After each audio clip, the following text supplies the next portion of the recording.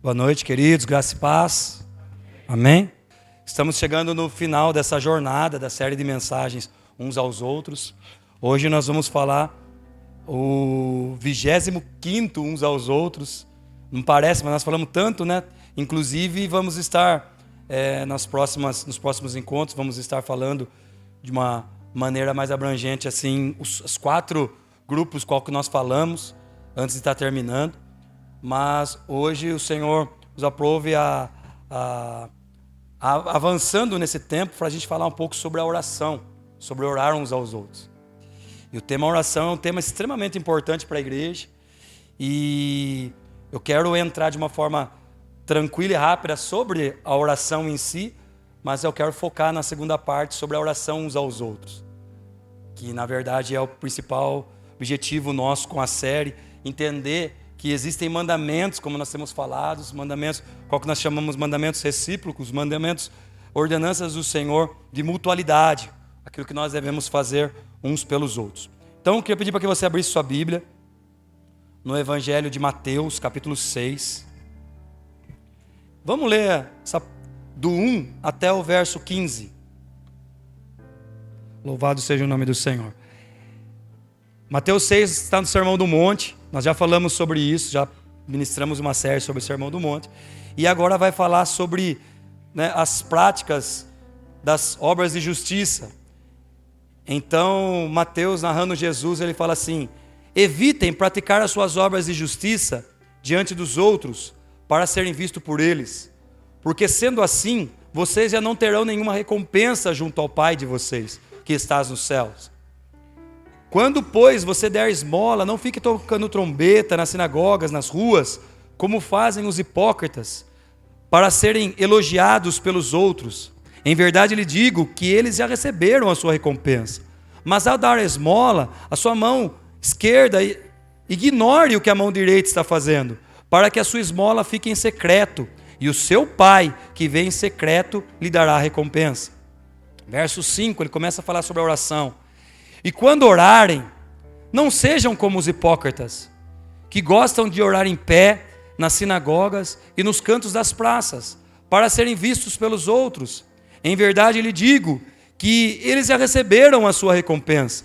Mas ao orar, entre no seu quarto e, fechada a porta, ore ao seu Pai que está em secreto. E o seu Pai que vê em secreto lhe dará a recompensa. E orando, não usem vãs repetições, como os gentios, porque eles pensam por muito falar, serão ouvidos. Não sejam, portanto, como eles, porque o Pai de vocês sabe o que vocês precisam, antes mesmo de lhe pedirem.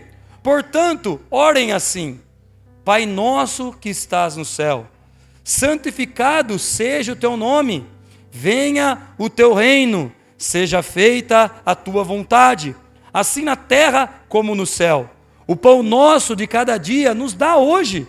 Perdoa as nossas dívidas, assim como nós perdoamos aos nossos devedores. E não nos deixes cair em tentação, mas livra-nos do mal, pois teu é o reino, o poder, a glória para sempre. Amém.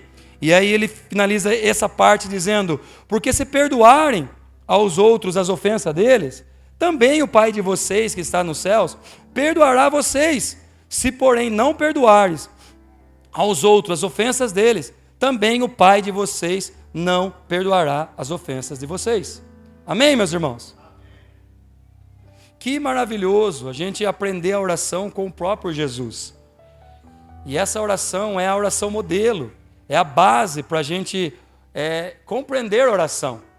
Então, nós escrevemos aqui que a oração, ela é um privilégio e também uma responsabilidade de entrar na presença de Deus em adoração e lhe pedir direção, proteção e provisão. Então ela é uma responsabilidade e ela também é um privilégio de entrar na presença de Deus, primeiramente, irmãos, em adoração. E em seguida também, para nós pedirmos direção, proteção e provisão. Nós temos acesso a Deus através de Cristo, através do corpo rasgado. Coríntios, se eu não estiver enganado, vai falar do corpo rasgado como um véu. O corpo, como o véu que foi rasgado no tempo, o corpo de Cristo foi rasgado e deu acesso a mim e a você a presença de Deus. Olha que coisa maravilhosa. Na antiga aliança, nós estamos vendo aí o Êxodo, estamos vendo aí o tabernáculo, o Santo dos Santos, e aí a gente vê que a gente não tinha acesso, não tinha acesso ao Santo dos Santos, à presença de Deus, somente o sumo sacerdote, amém, irmãos? Amém? Uma vez por ano, entrava na presença de Deus, através da Arca da Aliança e tudo mais. Porém, o que acontece quando Jesus morre? O véu do templo é rasgado, de cima a baixo. E se a gente pegar aí a cortina, fazer uma análise da cortina, é algo, eu não vou lembrar as medidas, mas é algo muito grosso, não é algo tão simples. E foi rasgado, e uma menção, né, é rasgado de cima a baixo, para mostrar Deus fazendo essa ação, simbolizando, rasgando o próprio Cristo ali, através de Cristo, eu e você temos acesso ao Pai. Então hoje nós temos esse acesso à oração, que muitas das vezes nós não damos tanto valor, muitas vezes para nós é algo, mas foi necessário, irmãos, Jesus morrer na cruz, ter seu corpo rasgado, para que nós pudéssemos ter acesso a Deus. É uma seriedade tremenda. Da mesma coisa que eu falo sobre a nossa comunhão, que para nós termos comunhão, ser reconciliados uns com os outros, foi necessário a morte de Cristo, a reconciliação com o Pai, conversar com o Pai, foi necessário a morte de Cristo. Amém, irmãos? Então Jesus nos ensina a orar dentro desse texto. E é interessante que ele não fala assim, ó, e se você orar, e se você quiser orar, mas ele fala assim, ó, mas quando orar? O que quer dizer isso? Quer dizer que a oração é uma prática de discípulos. Então ele está dizendo, se você quiser orar, ou quando você, né? Mas toda vez que você orar, ele falou, faça dessa maneira. Eu não vou explorar aqui todo esse texto, eu vou passar um pouquinho sobre a oração modelo. Nós já fizemos isso, em uma outra oportunidade faremos novamente, porque nós queremos avançar para o entendimento da oração, passando para a oração uns para os outros. Então Jesus não disse orar, mas quando orar. E nós entendemos que a Bíblia ela ensina sobre a oração do secreto, como nós lemos aqui, mas também há vários outros textos, nós vamos ler aqui mais para frente, sobre a oração coletiva, sobre a oração da igreja. Um momento em Atos 2, onde Pedro é preso, a igreja está em incessante oração pela vida dele. E Pedro é liberto, já em seguida nas Escrituras é mencionada essa história, em Atos 12. Então nós vemos que nós temos essa circunstância de estar orando no secreto, de estar orando sozinho, de ter a nossa intimidade com o Senhor, mas também nós temos que orar na coletividade, nós temos que orar uns pelos outros também na intercessão. Então a oração modelo, essa oração conhecida como Pai Nosso, é na maioria das vezes feita sem compreensão. Nós já falamos aqui também uma vez sobre isso. Pastor, pode orar o Pai Nosso? Devemos orar o Pai Nosso, porém com entendimento, porém com compreensão daquilo que nós estamos fazendo. Eu tenho esse costume, isso é particular meu. De vez em quando eu vou orar o Pai Nosso e aí eu desmembro o Pai Nosso e eu vou, dentro da oração, eu vou entendendo, nós vamos entender um pouco aqui junto, e eu vou falando com o Pai, tipo assim, como base do Pai Nosso, trazendo dessa forma que eu vou trazer aqui para vocês, em um aspecto, não é obrigado e não é uma reza. Quando fala de repetição, não é que a gente não pode repetir, é que não pode ter vãs repetições, uma repetição sem sentido. E vai explicar que nós não devemos ser como os religiosos da época, que eram hipócritas, e nem como os pagãos, que faziam simplesmente rezas como trocas, e achavam que por muito fazer eles recebiam. E os religiosos que faziam com hipocrisia. O problema não é orar de pé, o problema não é orar no canto, o problema é querer ser visto, que era o que acontecia com os líderes religiosos da época. Então Jesus vem orientar sobre essa realidade. Mas nós precisamos trazer como cristãos, como sendo uma oração modelo de Cristo, esse entendimento um pouco mais sobre o Pai Nosso. Então a oração começa falando sobre Pai Nosso. O Pai é nosso, não é meu, é nosso. Ele começa com o Pai Nosso, uma abordagem sobre Deus e sobre um relacionamento de Deus, trazendo essa intimidade e essa circunstância de Pai. Para nós, meus queridos, é tranquilo falar Pai Nosso. Mas quando Jesus estava falando nesse contexto aqui, havia um contexto perigoso de chamar Deus de Pai, e os judeus não usavam esse termo.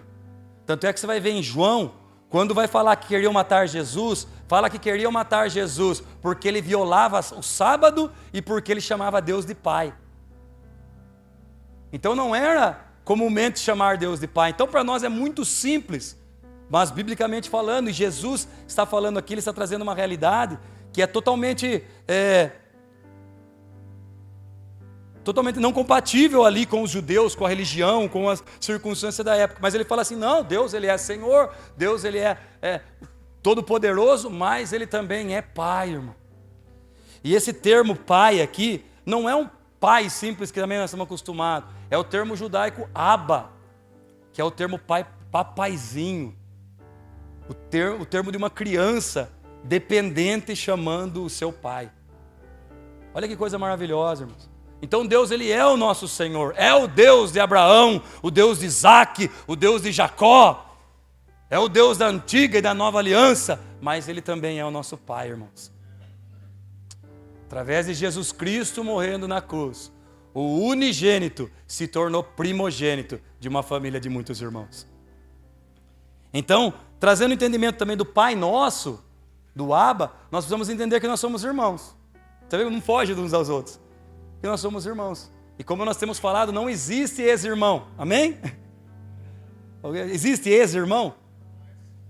Então, nós somos irmãos em Cristo. Então, até mesmo a figura do Pai Nosso, ela traz essa realidade que nós somos uma família em Cristo Jesus. Pai Nosso que estás no céu. Então, o governo de Deus é celestial. Seu trono é o céu e a terra é o estrado dos seus pés, a palavra de Deus vai falar. Ele governa sobre tudo e todos. Ele é o Criador, o único Deus, o Supremo. Então vamos lá, o Pai Nosso que estás nos céus. Santificado seja o teu nome. Isso não quer dizer, irmãos, que nós vamos de alguma forma ou fazer alguma coisa para tornar o nome de Deus mais santo. Não tem como. Porque santo, como nós já falamos alguma vez aqui, é incomparável. Então o que significa santificado seja o seu nome? É que tudo aquilo que nós vamos fazer, nós estamos pedindo para o Senhor, Senhor, nos ajuda para que tudo aquilo que a gente venha fazer, venha trazer relevância à santidade do nosso Deus. No meu trabalho, na minha escola, nos meus estudos, no meu relacionamento com a minha esposa, com os meus filhos, que tudo que eu fizer, santifique o teu nome. Que todas as minhas ações venha trazer santidade ao teu nome, venha demonstrar a santidade ao teu nome. Então meu trabalho não pode ser da mesma forma. Então meu relacionamento com a minha esposa não pode ser da mesma forma. Então, relacionamento com o marido, relacionamento com os filhos, relacionamento do patrão com os funcionários, do funcionário para com o patrão, o seu relacionamento com seus vizinhos, relacionamento com a pessoa que você pega o ônibus, com a pessoa que você encontra no ponto do ônibus, com a pessoa que você está junto, com o Uber que você pega, com o motorista do Uber, com o táxi. Qualquer ambiente que você está, que em nome de Jesus, nós venhamos santificar o nome de Deus, o nome de Jesus. Amém, irmãos? Então, Pai nosso que estás nos céus, santificado seja o teu nome, venha o teu reino. Isso é muito importante nós compreendermos, irmãos. Seja feita a tua vontade na terra como é no céu. Irmãos, é muito poderoso isso. Nós como humanos, nós temos a facilidade e como que eu posso dizer a palavra? Fugiu a palavra aqui agora. Mas nós temos assim, essa audácia de transformar aquilo que é poderoso em coisas simples. E fica tão simples para nós, venha o teu reino, seja feita a tua vontade. Mas entender que venha o teu reino, é entender que não é a mentalidade greco-romana que nós viemos, a filosofia grega que veio para nós, de um céu que nós vamos ir. Mas a palavra de Deus, ela fala sobre um reino que está vindo para nós. Que um reino que está entre nós, que está pelo Espírito, está manifestado na igreja. Que quando Jesus ele anuncia, o reino de Deus já está entre vocês, na pessoa dele, e depois continuaria através do Espírito e pela igreja. Então nós temos uma mentalidade escapista, que a gente quer ir morar para o céu. Mas na verdade, é o reino de Deus que está vindo até nós. Se nós olharmos na Bíblia, em Gênesis, o reino de Deus é na terra. E se a gente olhar em Apocalipse, o reino de Deus vai ser na terra novamente. Por que nós oramos para vir o reino de Deus? Então é um reino que está vindo, que está estabelecendo, e através de nós já pode ser realidade.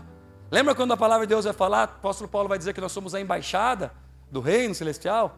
Nós já falamos muito sobre isso. Então onde nós estamos é uma embaixada. E nós vamos entrar sobre isso uns aos outros, sobre essa parte intercessória. A igreja, ela é a humanidade que ela é intercessora, ela está entre o céu e entre a terra. E quando nós oramos, nós estamos na terra, mas também nós estamos acessando ao céu através da oração. Como isso é poderoso, irmãos. Como isso é maravilhoso. Então a vontade de Deus deve ser estabelecida, como é nos céus. Irmãos, nós buscamos a vontade de fato do reino, que esse reino venha manifestar através de nós. Vem o teu reino, mas nós precisamos nos submeter a esse reino. O reino não é sobre um lugar, nós falamos muito sobre isso, mas o reino é sobre a autoridade de Deus sobre nós. Onde está o reino de Deus? Aonde está o governo dele atuando, irmãos? Então, o reino de Deus pode estar aqui se nós nos submetermos a esse reino. Então, nós precisamos compreender isso. Nós não, é até um entendimento que nós temos e já passamos. Você já parou para pensar? Falamos muito também. Por que você recebe o Senhor Jesus, tem uma vida, né? Ou Ele te recebe, depende do ponto de vista aí. Mas você tem um encontro com Jesus, sua vida é transformada, e aí você continua aqui? Se for para a gente ir para o céu, não é mais fácil Deus levar a gente? Mas o que justifica a nossa existência aqui, irmãos, é o cumprimento da nossa vocação. É o reino do céu sendo manifesto através da minha e da sua vida, através da igreja de Deus. Então, como diz Colossenses, Cristo em nós é a esperança da glória. Pai nosso que estás no céu, santificado seja o teu nome. Venha o teu reino, seja feita a tua vontade, como na terra, como no céu. O pão nosso de cada dia nos dai hoje. É o princípio do maná, irmãos. Jesus está trazendo a realidade, nós lemos Êxodo, estamos lendo Êxodo. E como que era feito o maná, irmãos? Era a provisão de Deus diária, amém, irmãos? Porque hoje nós trabalhamos para comer. Já parou para pensar? Vivendo, correndo atrás para comer, sendo que a palavra do Senhor não fala para nós trabalhar para comer, mas fala para a gente orar, pedir pão, que Ele vai dar pão. Mas como está tudo distorcido, e isso é uma mudança de mente que nós vamos tendo que trabalhar em nós. E eu sei que hoje é difícil, pastor, mas é difícil. Nós já começa o mês devendo, é assim. Nós não devemos, irmão, a gente é financiado, já falei aqui. Nós não temos dívida, nós estamos financiados. Eu sei que não é fácil, mas nós precisamos, sabe, internalizar essa realidade em nós. De que é o Senhor que vai prover o pão, não é o nosso braço. Porém, nós precisamos trabalhar. E tem um irmão que daí já vai para o outro lado, já vai para o extremo. Aí não quer fazer mais nada. Mas, irmãos, é o princípio do maná, o pão de hoje, o pão nosso de cada dia nos dá hoje. E nós já estamos pedindo de amanhã, depois de amanhã, o pão nosso de cada dia nos dá hoje. O Senhor está, no entendimento da maná, o Senhor está treinando uma nação a depender totalmente dEle. Então eu recebia o pão, no outro dia eu orava ao Senhor, no outro dia o pão aparecia, e aí eu ia vivendo, dependendo do Senhor, dia após dia. Porém hoje essa mentalidade consumista nossa, nós acreditamos na força do nosso braço, nós acreditamos nos nossos recursos. E para pensar, irmão. Alguns irmãos podem ficar bravos comigo, talvez, mas o pensamento do entendimento, quanto mais a gente ganha, mais a gente gasta. E a gente muda o nosso padrão. Você fala assim, eu vou ganhar X, quando eu ganhar Y, e aí você ganha Y, você muda o lugar que você comia o lanche, você muda o lugar que você comprava a sua roupa, e aí vai mudando, e nunca dá. Por quê? Porque nós temos uma mentalidade consumista, uma mentalidade que a gente quer ter, quer possuir, e dentro disso nós, nem está aqui no escopo, mas nós sacrificamos a família, nós sacrificamos a vida dos irmãos, a vida em família. Tem momentos que nós precisamos trabalhar, irmãos. Não está nem no script aqui, receba essa em nome de Jesus. Mas tem situações que nós estamos num desafio, preciso comprar tal, estou no desafio da minha casa, no desafio do casamento, é tudo entendível, irmão, a gente entende, abençoa. Mas a gente entra numa rotina de trabalho, onde que daí a hora extra faz parte da nossa vida, e aí a gente entra numa bagunça, irmão, e a gente perde, sabe, o relacionamento com a esposa, com os filhos, o tempo da comunhão com os irmãos. Estamos chegando nessa fase, glória a Deus, tem irmãos que falam assim, eu não perco, a comunhão dos irmãos por nada. Glória a Deus, já nesse lugar já tem irmãos que receberam propostas assim, irrecusáveis para a maioria daqui, para ir embora, trabalhar em outras empresas, e não foi para poder permanecer e viver em família da maneira que nós estamos vivendo. E como isso é maravilhoso, irmãos. Então nós não estamos aqui para falar, para julgar, não é sobre isso. Mas, irmãos, o que nós temos sacrificado por causa do trabalho, por causa do dinheiro, por causa das condições. Então, a oração, ela traz essa realidade de dependência de Deus, porque o Senhor quer nos dar e quer que a gente desfrute da bênção. Sempre eu lembro de Sansão, o pai de Sansão, ele vai orar pedindo filho para Deus. E quando Deus dá o filho, sabe o que ele faz? Ele vai orar e fala: Senhor, e agora o que eu faço? Nós pedimos a benção, quando Deus dá, nós pega a benção e... Então nós precisamos, até isso, irmão, nós somos dependentes de Deus. Senhor nos abençoa, o Senhor nos abençoa. Senhor, agora ensina a administrar essa bênção, Senhor, porque senão eu me perco. Na minha humanidade eu me perco. Então, precisamos confiar totalmente no Senhor. Pai, o pão nosso cada dia nos dai hoje, perdoa as nossas dívidas, assim como nós perdoamos os nossos devedores. Esse é show. Estamos falando para Deus, irmãos, quando nós oramos isso. Me trata como eu trato as pessoas que me ofendem. Perdoa as minhas dívidas assim como eu perdoo os meus devedores. Senhor, me trata como eu trato meus irmãos. Quando meus irmãos pisam na bola comigo, e eu estou toda hora pisando na bola com o Senhor, da mesma forma que eu trato os irmãos que pisam na bola comigo, trata também eu, Senhor. Jesus. Só me perdoa, Senhor, se eu perdoar meu irmão, em outras palavras. Usa para mim, Senhor, o mesmo peso que eu uso para medir o meu irmão. Jesus, nos converte, Senhor. Nos leva ao arrependimento e essa verdade, irmãos. Uns aos outros, não saiam uns aos outros. E não nos deixes cair em tentação, mas livra-nos do mal. Precisamos ser livres das duas piores coisas que existem. O que é, meus irmãos?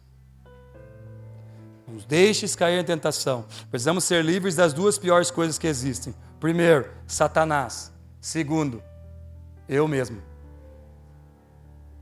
Talvez tenha que inverter essa ordem. É eu mesmo e depois Satanás. Não deixar cair em tentação e livrar do mal é pedir para o Senhor livrar de nós mesmos. Porque a palavra do Senhor vai falar em Tiago 1,14 que cada um é tentado por causa da sua própria cobiça. Então pedir para o Senhor livrar da tentação é livra de mim mesmo. Livra da minha ganância. Livra dos meus desejos errados. Livra de mim, Senhor. Me livra de mim mesmo.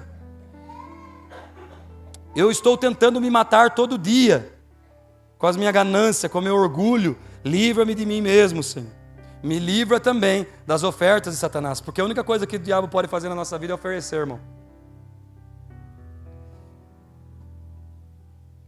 Que o Senhor nos livre das ofertas de Satanás, das propostas, do dinheiro, da fama, da pornografia, dessas coisas seculares, até mesmo dessa ganância que nós falamos agora há pouco.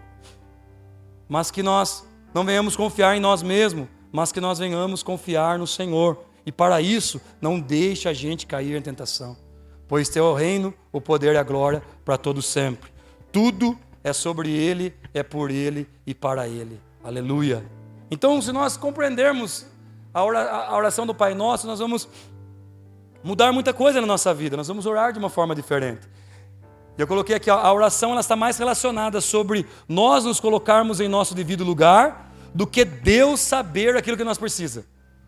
Porque você pode ver que Mateus já está lançando isso. Jesus, através dos escritos de Mateus, está falando assim, porque o Pai já sabe o que vocês querem. Não é isso que nós lemos? Então, será que nós oramos para mudar Deus ou para mudar nós? Responda no seu coração. Será que é sobre lembrar a Deus do que a gente precisa? Ou será que é para nós lembrar a gente de que lado a gente tem que estar e que posição que a gente tem que tomar? Se nós colocarmos de novo Deus, como nós cantamos nas canções ministradas pelo time de louvor aqui hoje, colocar Deus na glória no reino e colocar a gente debaixo dos seus pés. Ou é para nós lembrarmos Deus daquilo que o Senhor esqueceu, lembra disso. Senhor, tem isso também, Mas a oração é para nos colocar no nosso lugar. A oração, ela nos traz uma posição.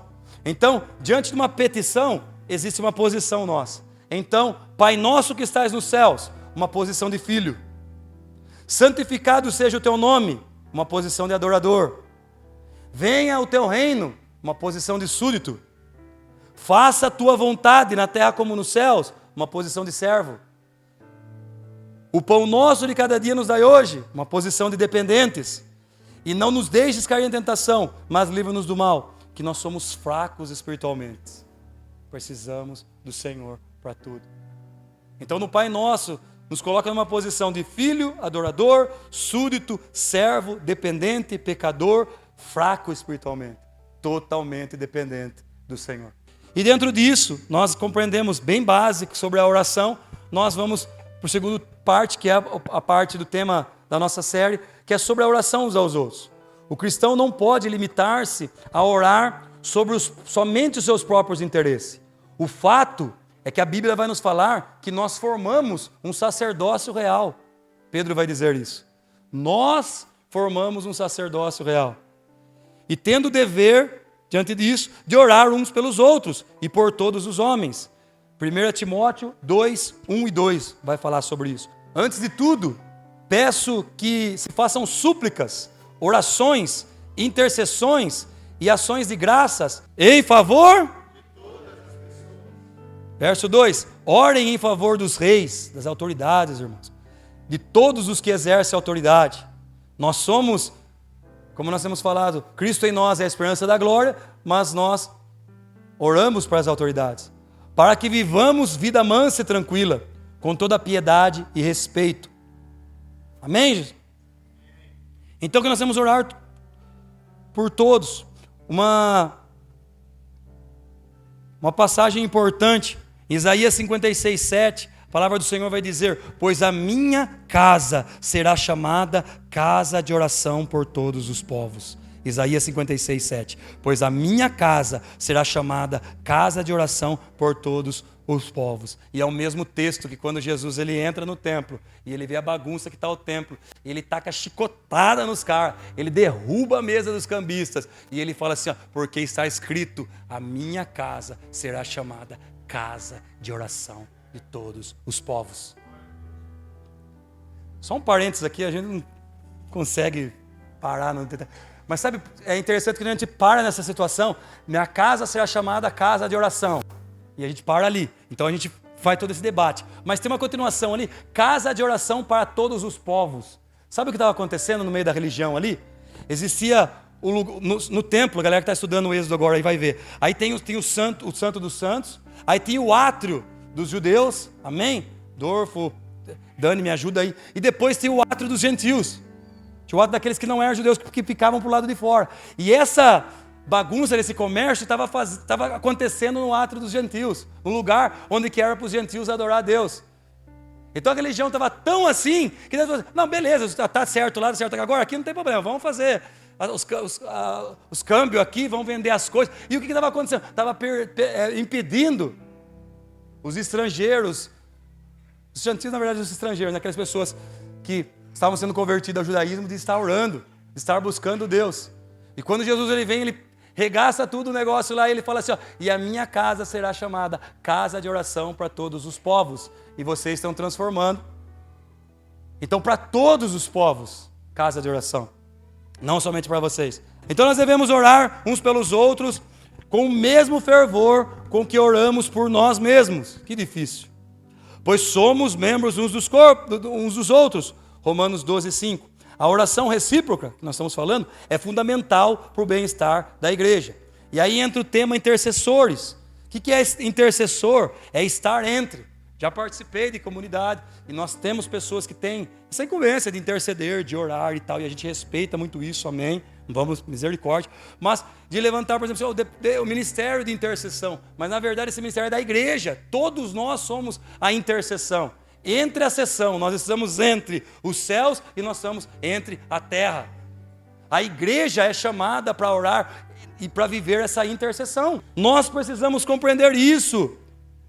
É interessante entender que essa parte de intercessão, lembra de Moisés, nós estamos lendo, estudando. O que acontece? Quando o povo começa a bagunçar, aí o que acontece? Moisés vai diante de Deus, interceder pelo povo. E ele fala assim, ó, Senhor, Deus queria matar todo mundo. Claro que tem que entender tudo isso aí, mas Deus queria acabar com o esquema e falou assim, Moisés, vou acabar com todo mundo, daí da sua geração, da sua descendência, eu faço acontecer.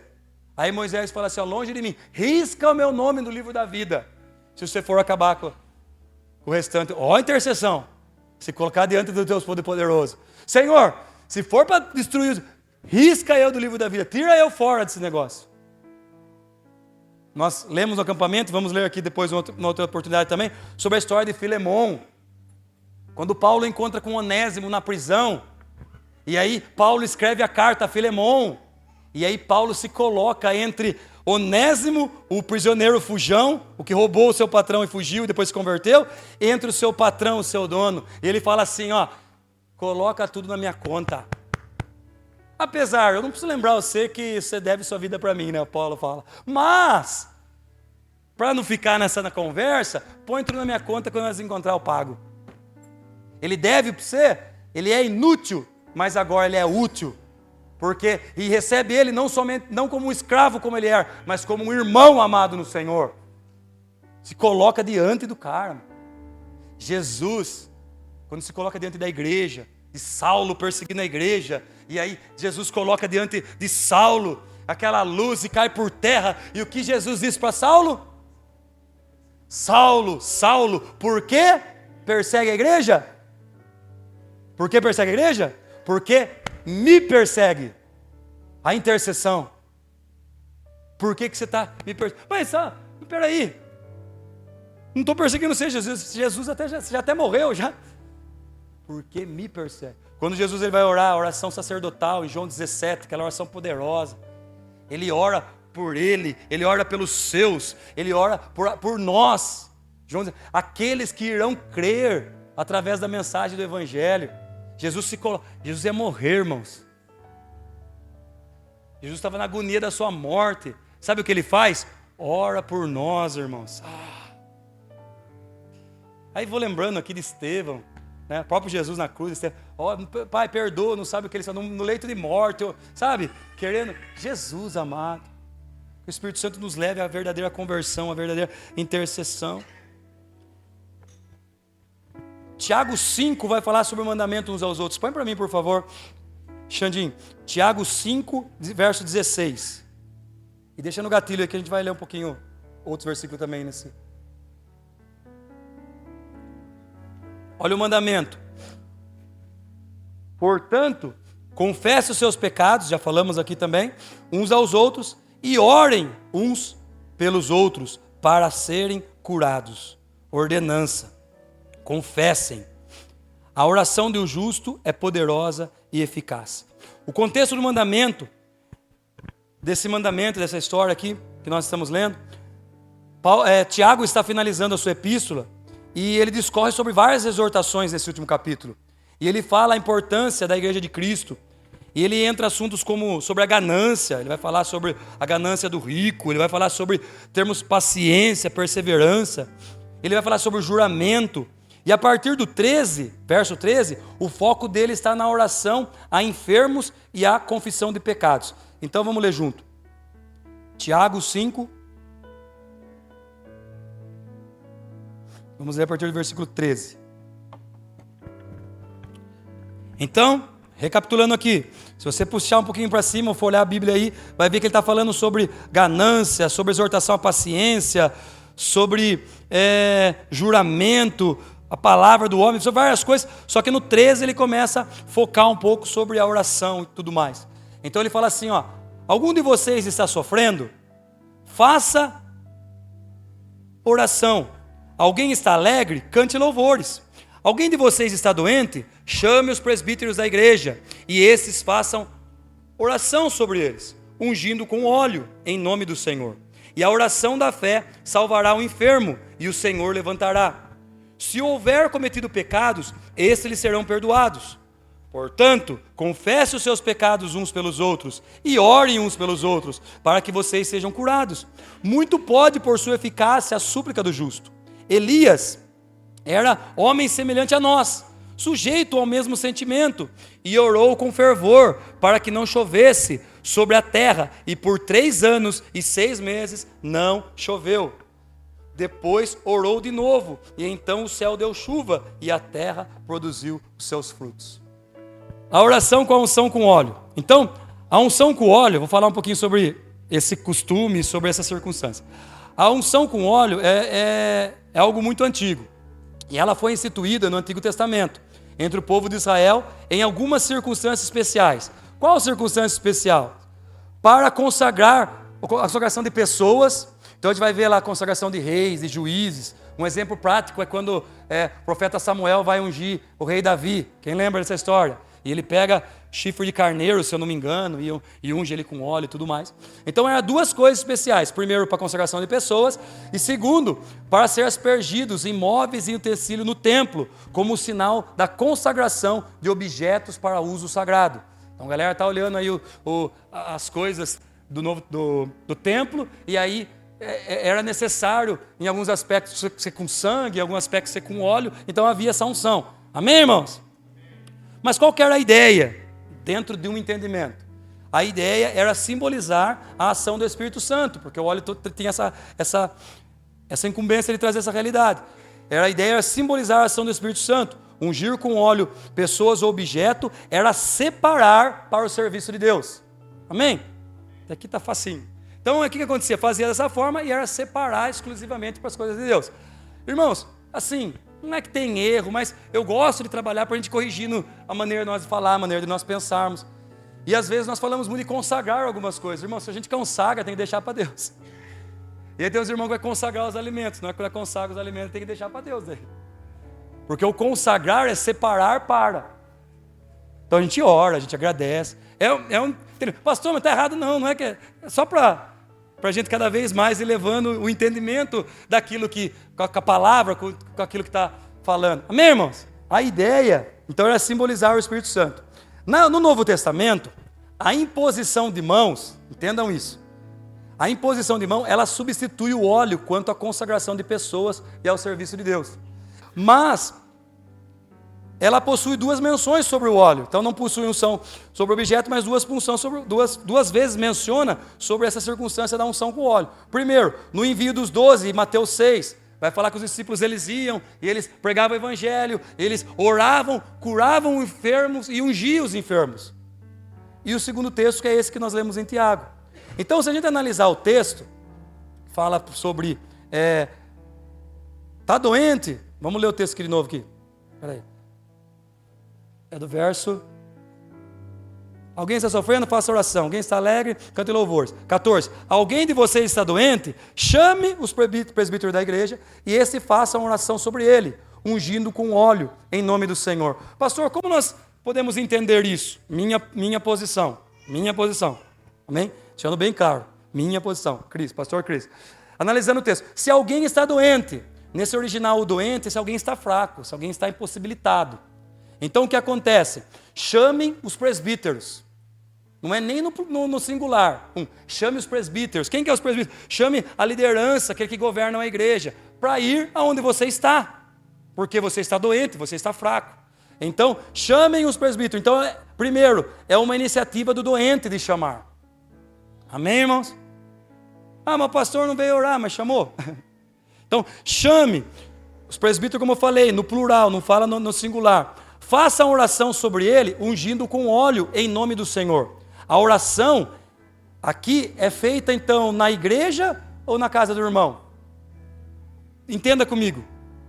Então se você está impossibilitado, não consegue ir não consegue, então você chama o presbítero, então o presbítero, a igreja vai até você. Então não é algo feito comumente na igreja, conforme o meu entendimento aqui. Tem outros pensamentos e não vamos entrar nisso, não é debate. Pastor, eu penso diferente, não tem problema. Mas a gente vai trazendo entendimento quando a gente lê com mais clareza, e a gente ouve também outros irmãos mais experimentados, nós vamos aprendendo. Então, a ênfase, ela está na iniciativa do doente, a oração ela é feita na casa do enfermo, não num culto público. E a ênfase maior é em nome do Senhor. Faça uma oração sobre ele, ungindo com óleo em nome do Senhor. Então, a ênfase está no nome do Senhor. E a oração da fé não é o óleo, irmãos. Mas a oração da fé salvará o enfermo e o Senhor o levantará. A ênfase é ao Senhor, quem o levantará mediante a oração da fé. A unção também é um símbolo da ação do Espírito Santo. O óleo não tem poder. Então, irmãos, está sobre é sobre o Senhor, irmãos. Entendeu? Então, tudo que nós temos essa mania de tudo a gente vira, né, tudo vira patuá, tudo vira ídolo. Então, nós precisamos entender isso. Então, nós precisamos entender que a oração com fé, então o óleo não tem poder. Então, a ênfase está na oração com fé. Mas, existem várias circunstâncias no Novo Testamento, não somente essa, que é uma ênfase relacionada à confissão de pecados. Então, vai falar assim, ó, você vai visitar, o irmão está ruim, doente, chama o pastor pode fazer ou não, pode ungir ou não está no óleo. Às vezes, nós até evitamos por causa dessas circunstâncias. A igreja mais reformada, ela orienta a toda vez que você vai, se for usar o óleo, você explicar para a pessoa que está recebendo o óleo que não é o óleo. Você tem certeza disso? Para você não criar misticismo no coração da pessoa. Então, às vezes, em alguma circunstância, a gente acaba até não fazendo. Mas não há problema e é dentro dessa circunstância. Porém, nessa circunstância, chama o pastor, ora, se for necessário, se quiser, unge. E aí fala assim, ó, e há confissão de pecado, e há renúncia, e a restauração, e a transformação. Então a cura, ela é por completa. Irmãos, mais do que cura física, nós precisamos ter a cura da alma. Nós precisamos ter a vida eterna, irmãos. E muitos de nós, que é a loucura do evangelho, muitos de nós não vamos ser curados aqui. Muitos vão ser curados, eu já vi muitas curas, já participei de oração, de movimento de cura, mas nem todo mundo vai ser curado, irmãos. Mas uma coisa eu tenho certeza, em Cristo nós podemos ser salvos eternamente, irmãos. Trouxeram o paralítico de Cafarnaum, abriram, né, na frente de Jesus pregando na casa lá de Pedro, talvez. Aí desce o paralítico, todo aquele esforço, os amigos poderosos levando aquele paralítico. Jesus olha para o paralítico e olha toda aquela movimentação e fala assim, viu a fé deles. E sabe o que Jesus fala? Levante e anda. Sabe o que Jesus fala? Perdoado estão os seus pecados. Sabe por quê? Porque Jesus está mais interessado na vida eterna do que mais alguns anos de vida que ele possa ter. Deus pode curar a gente fisicamente, mas Deus, Ele quer nos salvar, irmão. Ele quer nos salvar. E aí, onde toda aquela confusão, o que é mais fácil? Eu falar perdoação dos pecados, levanta e anda. Para saber que o Filho do Homem tem poder para perdoar pecados, volta no perdoar pecados. Não é o Filho do Homem que tem poder para curar. O Filho do Homem tem poder para perdoar pecados, levanta e anda. Então a prova é para ter certeza que Ele tem poder para salvar, para perdoar pecados. Levanta e anda. O cara pega a maquinha aí. Várias outras circunstâncias além dessas, nós temos em Efésios, Colossenses, as epístolas estão recheadas de oração pela igreja, Paulo pedindo oração pelos irmãos. Paulo pede a oração para os irmãos, orem para que eu tenha sabedoria no falar. Olha o apóstolo Paulo, orem para que eu consiga falar sem barreiras, porque agora estou preso, eu tive a oportunidade de falar para os guardas, para a área pretoriana aqui, para o governador, eu vou ter, por causa da minha prisão, eu vou ter algumas liberdades em Cristo para poder ministrar a palavra. Então ora por mim, ora para que o evangelho seja anunciado. Ora para que a gente permaneça firme. Ora para que eu consiga visitar vocês, porque é o desejo do meu coração. Então, várias circunstâncias a gente vai ler no Novo Testamento sobre essa situação de orar uns pelos outros. Orar uns pelos outros significa comunicar a Deus as necessidades, as preocupações ou mesmo os pecados dos nossos irmãos, pedindo ao Senhor que Ele haja em benefício desses irmãos para realizar a sua vontade. E olha como que é a vida da igreja, irmãos. Nós, irmãos, diante de um Pai poderoso, eu falo, Senhor, abençoa o Fabiano, Senhor. O Fabiano está numa luta, tal, com trabalho, saúde, família, algar, fulano tal. Aí a gente vai sabendo das coisas, e aí o que é? Senhor, abençoa o irmão lá. O irmão está passando por um processo de cirurgia, o irmão está com os familiares, sabe? Está enfrentando uma luta durante um tempo que às vezes a gente não tem o que fazer. Mas uma coisa nós nunca podemos deixar de fazer, é orar, irmãos. E como é poderoso isso. Às vezes no aniversário, de vez em quando a gente vai falar alguma coisa para a pessoa e pedir para os irmãos orar. Acho que uma das coisas mais maravilhosas, mais do que qualquer presente, é você parar o seu tempo, você se levar ao Senhor dos Senhores, usar desse benefício que você tem de entrar no Santo dos Santos por alguém, irmão. Olha que coisa poderosa. É tão simples, mas é tão poderoso, irmãos. Sabe? Nessa correria, nessa frenética que é a nossa vida, a gente parar o nosso tempo. Senhor, abençoa o gás, Senhor. Senhor, abençoa o Nata. Aí você sabe do problema, ainda é coisa mais fácil, ainda por isso nós vamos confessar uns para os outros. Não é só confessar pecado, é falar a zica que nós fizemos, mas é confessar as dificuldades. O encontro das casas está sendo maravilhoso, irmãos. Eu vou começar a falar, já começo a chorar aqui. Está sendo poderoso, e nós não podemos estar em todas as casas, vai estar bravo com nós mesmo. E teve um encontro das casas que teve uma irmã, eu vou falar, não vou entrar em detalhes, mas é uma casa que teve uma irmã visitando. E não é costume ir visitante, mas foi a irmã visitando. E se você soubesse a luta que a irmã está passando em relação a casamento, a filho, mas uma luta, irmão, que se nós tudo passamos, você fala, nossa, cara, não acredito. Uma luta. E sabe o que aconteceu? Ela não conhecia a gente, não sabia de ninguém, não sabia quem era, conhecia só a pessoa que levou ela. Sabe o que ela fez? Pelo Espírito, irmão, eu só vejo que é só o Espírito Santo que faz isso. Ela rasgou o coração lá. E ela falou tudo, detalhe das coisas, sabe, das mazelas dela, das circunstâncias, do que ela estava passando. E eu conversando com os irmãos, falei, sério? Ela falou, ela entrou em detalhe, ela falou, entrou em detalhe. Para os irmãos orar por ela, para os irmãos interceder por ela. E os irmãos oraram. E sabe o que aconteceu no final? Ela mandou uma mensagem para a pessoa que levou ela, ela falou assim, ó, muito obrigado, eu estou me sentindo que eu estou sendo curada. Através de eu abrir meu coração. Ah, irmãos, poderoso isso. Mas é um privilégio a igreja ter essa ferramenta de confessar e de orar uns pelos outros. Sabe? Na prática, na vida real, irmãos.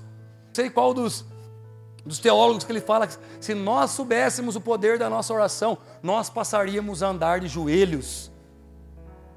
É muito poderoso, irmão. E eu falo do Pai Nosso, eu falo das coisas simples que nós aprendemos aqui.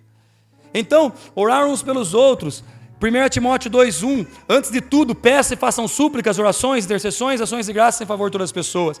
Pedro, então, ficou detido na prisão, Atos 12, mas a igreja orava intensamente a Deus por ele. Olha o que o apóstolo Paulo vai falar em 2 Coríntios. De fato, já tínhamos sobre nós a sentença de morte, para que não confiássemos em nós mesmos, mas em Deus, que ressuscita os mortos.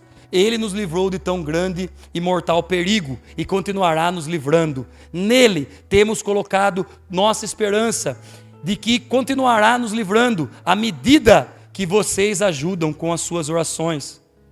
Assim muitos darão graças por nossa causa, por favor a nós concedido, em resposta à oração de muitos. Paulo no meio do ministério, naquela coisa poderosa, e ele fala assim, sabe por que eu estou de pé? Porque vocês estão orando por mim, irmãos. E eu não tenho dúvida nisso, irmãos, que nós só está de pé aqui, essa igreja está de pé, porque tem irmãos que oram. Então nós precisamos interceder. Tudo que nós falamos, nós precisamos encorajar, nós precisamos amar, mas nós precisamos orar uns pelos outros. Em muitas das cartas do apóstolo Paulo, nós encontramos ele orando em favor dos membros da igreja. Situações em que exige oração mútua, presta atenção. Tiago 5,16, quando há confissão de pecados, nós precisamos orar para que o irmão ele venha se restabelecer, ele venha se firmar, ele venha se reposicionar. Próprio Tiago 5,16, quando é necessidade de cura física, chama os presbíteros, fala, mas orem pelos outros, também é possível nós orarmos uns pelos outros, não está no pastor, não está no líder. Existem circunstâncias específicas que você pode chamar, com certeza estamos aqui para isso, não estamos terceirizando nossa responsabilidade, mas ore pelos chame irmãos, os departamentos, irmãos que você conhece, que você tenha afinidade para orar. Estou com uma enfermidade, está passando por uma cirurgia, por um tratamento, peça oração. 3, os mandamentos sobre a mútua oração nos ordena que apresentemos a Deus as necessidades específicas de cada irmão. Então nós temos que apresentar diante de Deus cada necessidade específica, ou de grupo ou do irmão sozinho. Além das petições por necessidade material, haverá, por exemplo, orações para quê? Para que o irmão esteja atribulado em perigo. Atos vai dar exemplo sobre isso, Tessalonicenses. Pedidos para irmãos no ministério, para ter um ministério mais eficiente, mais produtivo. Pedido para os irmãos oportunidade para comunicar as boas novas. Tudo isso tem referência bíblica, irmãos.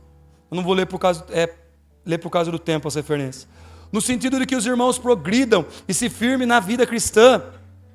Pedir para que os irmãos conheçam a vontade de Deus para a sua vida. Colossenses é poderoso. Quando o apóstolo Paulo chega, ele fala: irmãos, eu não conheço vocês pessoalmente, mas eu oro para que vocês sejam completos do conhecimento de Deus, do conhecimento do Evangelho.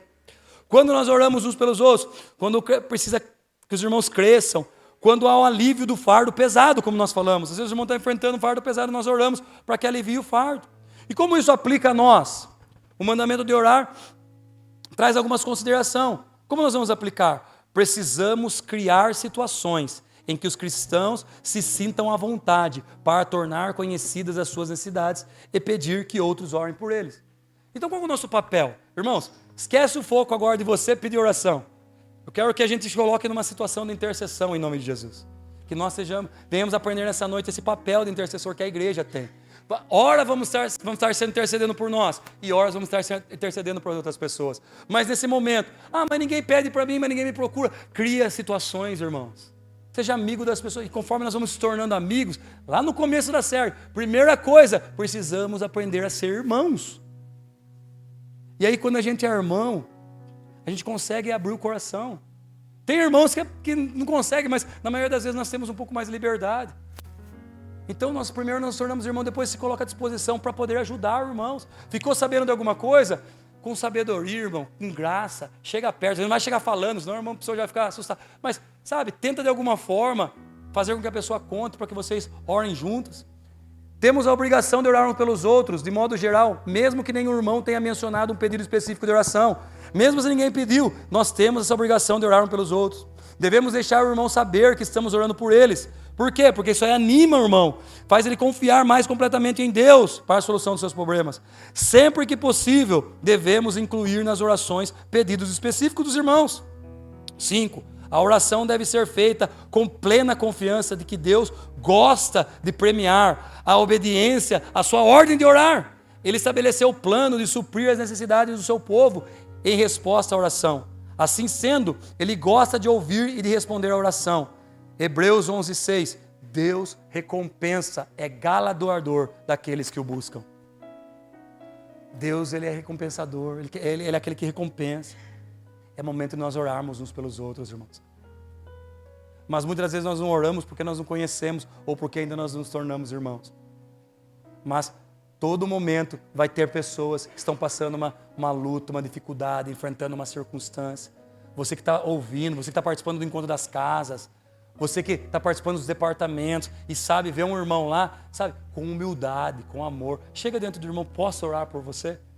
Abraça, no momento que nós estamos orando, sabe? Para de pedir, irmão. Para de pedir para você. Sabe? Começa a orar pela vida do irmão. Você vai ver quando Deus responder. A alegria nossa em ver Deus respondendo a nossa oração por um irmão é muito maior do que quando Ele responde uma oração nossa. Mas sabe, é a oportunidade que o Senhor nos deu, irmão. Que privilégio. Sabe, de estar junto, de poder fazer parte. Vamos viver essa verdade em nome de Jesus. E vamos deixar ser usado por Deus para curar pessoas, para transformar a vida das pessoas. Amém, irmãos?